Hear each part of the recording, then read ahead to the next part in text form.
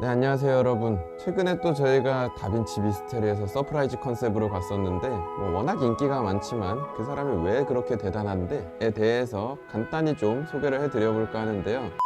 일단 그 다빈치 시대에 흔히 3대장 이라고 얘기하는 첫 번째가 다빈치고, 그 다음에 미켈란젤로고, 라파엘로란 친구, 세 명 있다고 했는데요. 좀 구분 지어 보자면 다들 복합 예술가긴 합니다. 근데 미켈란젤로는 그 중에서도 조각에 완전 좀 특화되어 있었던 캐릭터, 조각조각 열매 먹었다, 그렇게 생각하면 되고요. 라파엘로 같은 경우에는 약간 회화회화 열매죠. 그림 진짜 잘 그리는 사람이고, 다빈치는 진짜 거의 신급 열매를 먹은 거죠. 다 잘하는 겁니다. 얘는 미술, 음악, 의학, 과학 모든 거에 다 박식했기 때문에 유화작품 제대로 그린 거는 20점 정도밖에 안 됩니다. 근데도 이 사람이 이렇게 어마어마한 평가를 받는 건 거기서 뭔가 엄청난 이론을 남겼다는 거죠. 모나리자를 좀 소개해드리면, 우리가 요즘 미술학원 가면 배우는 그 원근법, 소실점에 의해서 깊이감을 보여준다라는 이 기법이 여기 되게 잘 구현이 되어 있다는 거죠. 근데 이것만으로 끝났다고 하기에는 이 소실점에 의한 원근법은 이미 선배였던 마사초란 분이 성삼위일체라는 그림으로 이미 보여줬었기 때문에 이걸로 끝났다면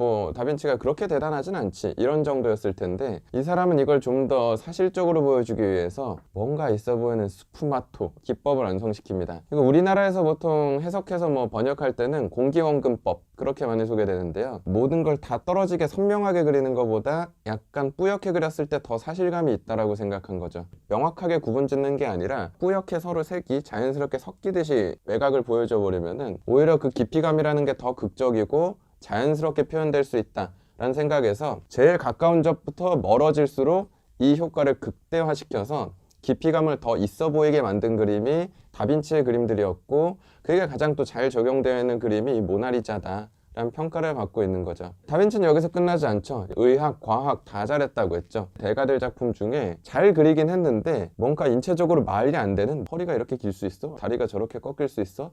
이런 식으로 그리는 것들도 꽤 있는데, 다빈치는 인체 비례나 동세도 가장 완벽하게 다 연구해서 그렸었다는 겁니다. 워낙 해부학에도 관심이 많다 보니 이럴 수밖에 없었다는 거죠. 그림을 많이 그리지 않았는데도 이 사람의 결과물은 다 위대하다는 평가를 받고 있는 겁니다. 복합적으로 아는 게 너무 많은 사람이라고 했죠. 그걸 제가 이 시간 안에 다 얘기할 수는 없겠죠. 혹시 다빈치에 더 관심 있으시면은 스티브 잡스 세상 떠났을 때 벽돌만한 책, 그 배고 자기 좋을 만한 책 하나 나왔던 거 기억하시나요? 다빈치 사후 500주년 기념해서 이번에 레오나르도 다빈치라고 또 배고 잘 수 있을 만한 책으로 하나 내주셨는데, 이 정도는 가벼우시죠? 할 얘기는 분명 훨씬 무궁무진한 작가이기 때문에 앞으로 기회될 때 또 이렇게 그빈치 그리고 이 3대장들 종종 소개해 드리기로 하며, 오늘 준비한 다빈치 안내 여기서 정리하도록 하겠습니다.